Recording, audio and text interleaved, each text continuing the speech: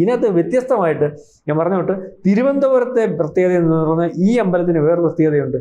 ഇതൊരു പ്രത്യേക അല്ലെങ്കിൽ ഇത് ഗവൺമെന്റിന്റെ ഒന്നും കയ്യിലല്ല, പ്രത്യേക ഒരു വിങ്ങിന്റെ കയ്യിലാണ്. അതിനകത്തുനിന്ന് അവരറിയാതെ ഈ പറയുന്നത് പോലെ ചില കൊള്ളകളും കാര്യങ്ങളും മറ്റൊന്നും മറിച്ചതും ഒക്കെ വളരെ കൃത്യമായിട്ട് അവിടെ നടക്കുന്നുണ്ട്. അവിടെയും കൊള്ള നടക്കുന്നില്ലെന്നുള്ളതാണ്. ഇത് ഈ കൊട്ടാരത്തിന്റെ കെയർ ഓഫിലായതുകൊണ്ട് അവരെ പറ്റിച്ചാണ് ഈ നടക്കുന്നത്. അവർ ഇതിനകത്തൊരു കൊള്ളസംഘമാണ് എന്നെനിക്ക് തോന്നുന്നില്ല. പക്ഷേ ഇത് ഗവൺമെന്റിന്റെ ഭാഗമാക്കാനുള്ള ഒരു നീക്കം ശ്രദ്ധിച്ചായിരുന്നു വളരെ വലിയ വലിപ്പത്തിൽ.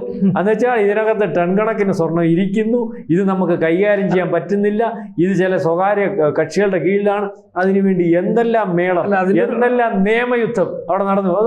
അല്ല, അതിനൊരു മുന്നോടിയായിട്ടാണ് ഈ കടം വാങ്ങിക്കൂട്ടുന്നത്. അവിടെ സ്വർണം ഇരിപ്പുണ്ടല്ലോ ഖജനാവില്. അതെ, ആ സാധനം ഇപ്പൊ കടം വാങ്ങി കൂട്ടിക്കഴിഞ്ഞാൽ അത് പല നിരീക്ഷകരും അതിനെപ്പറ്റി സംസാരിച്ചിട്ടുണ്ട്. ഈ ആവശ്യത്തിനും കടം മേടിച്ച് ദൂർത്തടിക്കുന്നത് ഈ ഫണ്ട് കണ്ടിട്ടാണ്. ഒരു നിർവാഹമില്ലാതെ വന്നു കഴിഞ്ഞാൽ ആരെങ്കിലും കേന്ദ്ര സർക്കാരിന് ഉപദേശിച്ചാലോ അവിടുത്തെ ഫണ്ട് നമുക്ക് എടുക്കാം, ആ ഒരു പ്രതീക്ഷ കൂടി ഇല്ലാതില്ലല്ലോ. അല്ല, ഞാനീ പറഞ്ഞത് ആ സ്വർണം കൊള്ളയടിക്കാൻ ഈ പറഞ്ഞ പോലെ 10, 13, 25 മറ്റേ, കാരണം പല നിലവറകളും പരിശോധിച്ചവൻ പോലും തലയെ കൈവച്ചു. ഇനിയും പലതും പരിശോധിക്കാൻ ഇരിപ്പുണ്ട്. അപ്പൊ ഇതുപോലെ ടൺ കണക്കിന് സ്വർണം അവിടെ ഇരിപ്പുണ്ട്.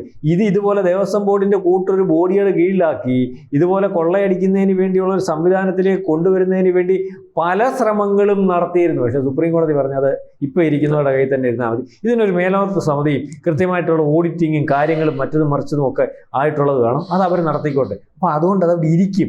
എന്നാലും അതിനകത്തും ഇതുപോലെയുള്ള കൊള്ളകൾ വളരെ കൃത്യമായിട്ട് നടക്കുന്നുണ്ട്.